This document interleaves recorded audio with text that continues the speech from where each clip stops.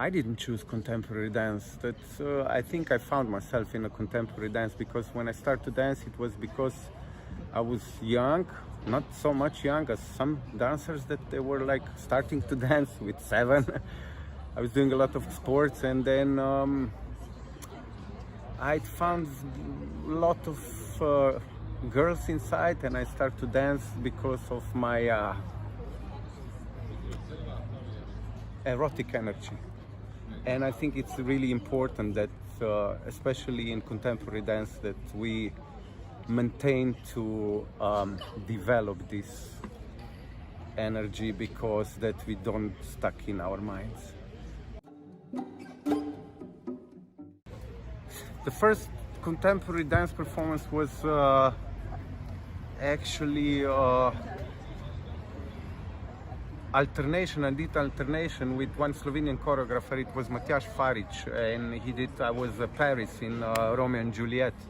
It was contemporary dance performance, and that is the first time that I influenced with it. And then suddenly it starts to mix, because I'm a man, and there was not a lot of male dancers, and I could have opportunity to dance with a lot of different choreographers in Slovenia.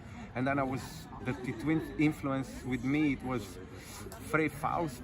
He was really good technical, so I went directly in my body, and then I started to mix a lot of techniques.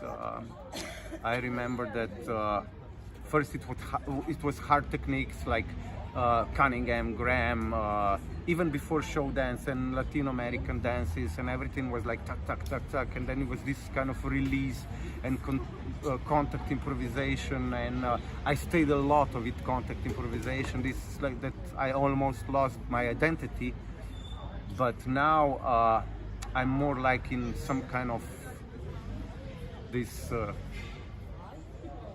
qigong feeling, and more like in a easy state of mind dancing, like, yeah.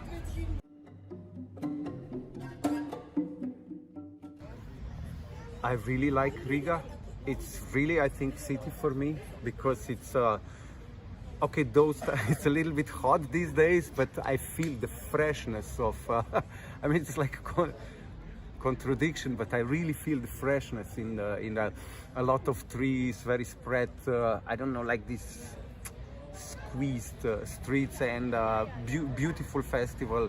This time is very, because of this corona fucked up, it's really more intimate, not so a lot of people, which I really prefer. Like even the performance that I had, like Three Sisters, it's based on really individual personal stories of three sisters, and I like to combine the memory and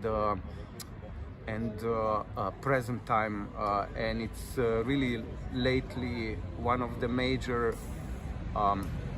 thematic, how you can combine the memory and present time, because we're always, or we are nostalgic and stuck, or we are I don't care about past and just living in the moment, and nothing is important. I was never kind of the guy that I would like be, or director or choreograph, that I would choose the stories, because I think in life it's like we don't choose the stories, we live the stories. I mean, the stories choose us. I mean, and for me, it starts with the interpretation. First, it's a memory, and I really wonder, like, why I'm memorizing some things and some I don't. And even when I memorize the things, the story, it's like when I explain it to somebody, it's always interpretation of my story. So it's never like the same. So it's this interpretation, it's dealing with my present time, how I deal with the world. So I can't be like separated. So and even in dance, because I feel that the body is a story by itself, and you can read it. You don't need to. We are very conceptual people, and when I started to work in the theater, in drama theater, I really had to concentrate on what they are saying, because the body, as such, is telling so much, And if you're divided a little bit from the body, then for me it doesn't matter what you're telling, because the body is definitely true storyteller.